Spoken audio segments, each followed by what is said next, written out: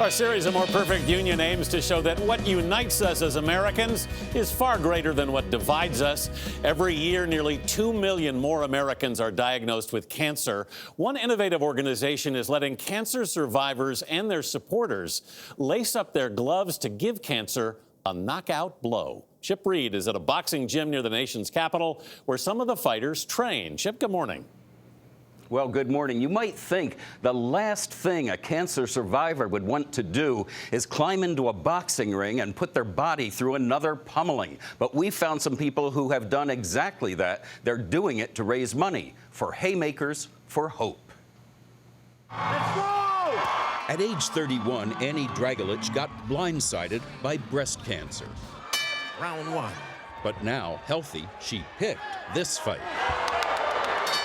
Did you ever, in your wildest dreams, imagine yourself in a boxing ring? Never, no. Annie is here with the help of Haymakers for Hope, a nonprofit that pairs people who are literally fighting for a cure. Let's just say you don't want to fight a cancer survivor. The group's founders met at the gym. So you are a champion amateur boxer. Yes. Am I beyond your range where I'm sitting right now? I can get to you pretty quick.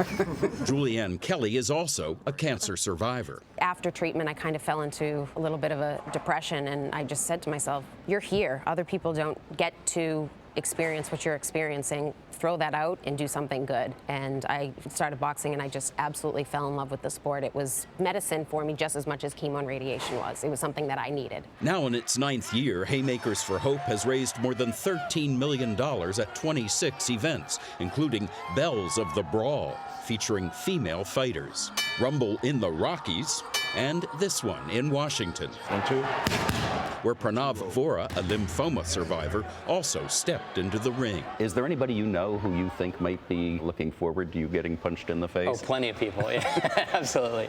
I'm sure I have some exes out there. Haymakers for Hope provides a trainer and a gym, and they're not pulling any punches. This is the real thing. This is the real thing. Yeah, I expect that my opponent's going to come out ready to knock me out. So seriously, knock you out. I mean, I hope she doesn't. But Annie spent 4 months in grueling training, learning how to defend against and land haymakers of her own. Pranav trained 5 days a week.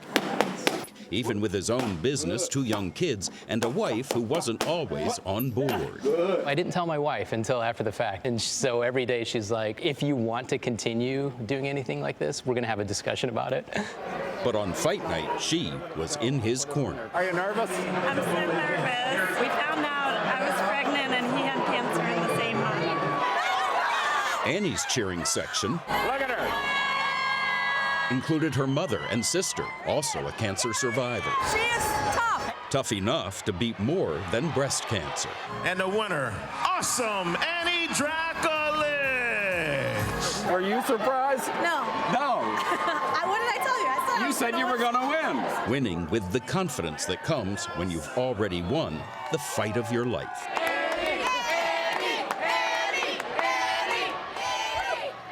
You don't have to be a cancer survivor to do this. In fact, anybody who wants to fight cancer can volunteer. In fact, Haymakers for Hope is having their biggest event ever next month in New York City. And Tony, you might want to check and see if it's too late to sign up. I don't know. This face can't take a punch, I don't think, Chip. Thank you very much. I love that name, Bells of the Brawl. That's the best. That's beautiful. You could wear one of those face guards. I'll wear 2 of them, maybe. But they always say your attitude is so important when you're going through something like that. Yes. And I would think you'd have a really great attitude if you could get in the ring and just hit somebody. And Annie there throws a hell of a punch, I have to say. Warriors there. Yeah. Chugs a hell of a beer there at the end.